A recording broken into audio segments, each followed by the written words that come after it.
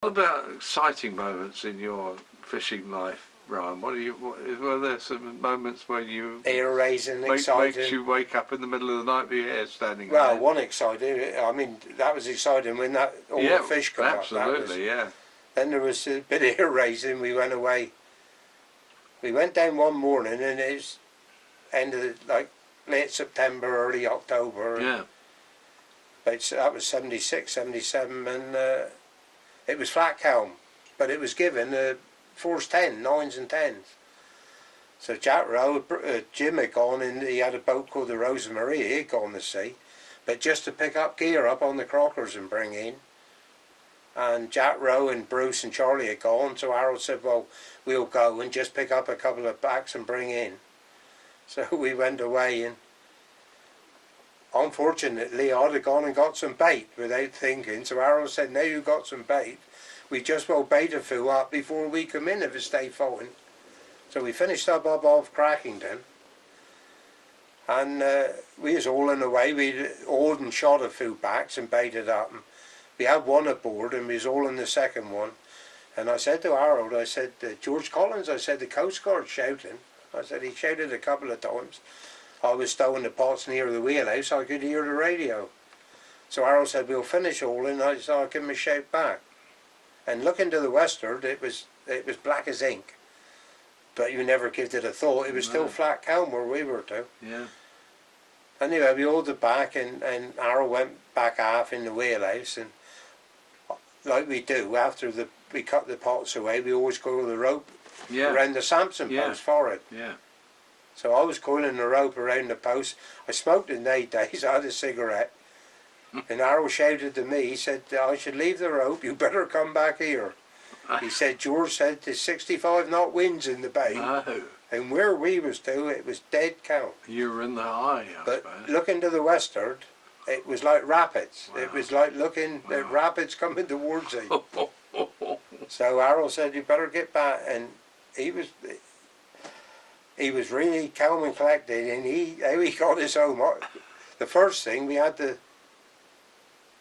find, it blackened in, all the weather come right in, down. and it shut the land down. We couldn't see anything. No. So Harold said, I'm going to go in where I think, I keep her little west of south, and hopefully it'll bring us down, because if we went in the corner of the bay, in Tregarget, or you wouldn't have come down again. The waves have started to build now. What sort of waves did you have? Well, at a guess, I would say 15, 20 foot, 15 at the worst.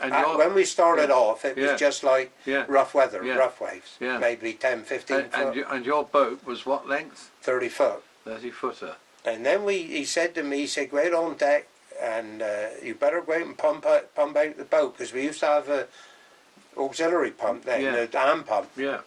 Well, we hadn't used it all the summer. An old whale pump. Yeah, we hadn't used it all the summer. Well, it was an hand pump with like a leather. A real old ship's pump. That's right. Yeah. And I goes port side to start pumping. Of course, nothing's happening, because we had also an electric pump aboard. We had a lovely summer, and we hadn't used the pump, so the leather had shrunk. The leather had shrunk, so it wasn't giving suction. So I had to get a bucket of water and fill it up and let it soak, so we could get suction. So you get some suction on it. And he shouted out the wheelhouse window, he said, see if, when you're out there, he said, see if you can see fairly. And luckily, the weather lifted, I just pointed out fairly. Yeah. Just could see, make out, not fairly, sorry, Tintagel, because we was above Tintagel. And I pointed, I'd knocked it, tap the wheelhouse window, and I pointed in the Tintagel. Well, he was happy with that, because he could set his course in the Kellen. Yeah. Because we had to keep in the middle of the bay. Yeah. And now the weather was really getting bad. Yeah.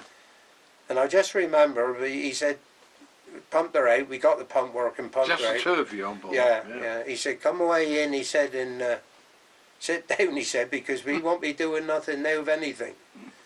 And he was calm and collected. I don't know, I was just It was ear raising, but Yeah. there was so much going on. Yeah. People said to me, "Was he afraid?" No, you weren't afraid. Too much There's to do. too much going on and too much to look after, Yeah. too much to do. Yeah. Everything. Yeah, is- trying to get the pump to go and all the rest of it. Yeah. I know. I come in, lit up a cigarette, and he got halfway in across the bay, and I looked up, and I seen this wave coming, and I sort of looked up, and I said, "Harold." Harold said, "Hang on," and as the wave hit us, it broke. It rolled over. It hit you on the beam Yeah, or on the stern? Well, we had to, if we had been head to sea, Yeah. I don't think we'd have come out of her. No. But he hit us broadships Yeah. on the beam, Yeah. and it carried us sideways. And we had two strings of pots aboard, which acted like a wall. Yeah. So rather than rolling us, it Yeah. pushed us sideways. Pushed you I think to this day, I mean, I If don't she'd know. rolled, she would have put a we cover would on have, well, that. we would have drowned. I Yeah. mean, the Coast Guard was shouting, "Shall I get the lifeboat? Shall we Yeah. get the helicopter?" Yeah. Harold says, "No point, No. because we was only 20 minutes out." Yes. So he said, "We neither can make it or we aren't." Oh, yeah. It Yeah. was, Yeah. so that wave went through us, and luckily it was rough, Yeah. but we was making good headway. Yeah. So I said, "Now what do us do now?" Because it was ebb tide, Yeah. and we knew it was somewhere around half tide or later. Yeah. I said, "What happens now?" I said, "If we get in and we can't get on the moorings, we got to get ashore." Yes. He said, "I can drive her on Port Gavin Beach." And he said, Wow. "You go forward, jump and run." He said, "No, I'll follow." That's it. Lovely. Anyway, we thought we got in and we could see by the breakwaters that we could get the moorings with a bit of luck. Yeah. So you had to do it first time. yeah, Because yeah. you got sea oh yes, there was. You got sea running in. But we had to get rid of the pots as well. Wow. So we come in under the western. And what state of tide was it? Were you He was just rising the or falling tide away? was Yeah. ebbing, but Yeah, ebbing, just yeah. after half tide. But the wind was now it was to the west. It was westerly wind. We went in under the western breakwater and just chucked the pots overboard. Be go. Yeah. Just got rid of it. Yeah, got the weight And then out. we come back on the moorings, and young Jack Rowe was telling me, he said, "I was watching he said you would get the rope up and then you would lose it, because Harold had to be on the wheel Yes. and I was on the rope. Yeah. So yeah. forward, Yeah. trying to keep the rope up against the wind, and Yeah, Harold I could just working imagine the it. engines. And it was blowing at about Oh. 60 knots. Nearly 70 pulled my arms off. I bet. Anyway, we managed to get the rope up and get it in the score, and he went astern, and we put the eye on the post just as that was on our moorings, Just got just as she was dabbing. Just put a couple of turns Yeah, on as she and held. we moored her up. Wow. At the same time, that wind was that strong, it blew the roof off the Lion, No. and it blew the old lighthouse off the Western Pier. That's how strong it was. Dear me. Well, we What went about the out- other boats? Were any other boats out? Jim had just got in and moored up before before it hit, and Charlie and Bruce and they had just come in past Lobber as the wind started to fly. Jim was on the moorings, he had a job to get That's ashore. a hair-raising story. Yeah, That one. I could just and he was imagine. only in a small. Getting those two turns on to the Samson post when you Well, that just must we have had an eye to get on Yeah, the post. You yeah. could get the eye an on, eye to drop on. but just you had a hell of a job to keep the rope in the score, because Yeah. Harold was keeping the boat against the wind, Yeah. but the wind, and I was trying to keep the rope in the scores. But we done it, and we come ashore, and I went home, and the missus was ironing. So she said, "You wet?" I said, "So will you be if you've been where I've been."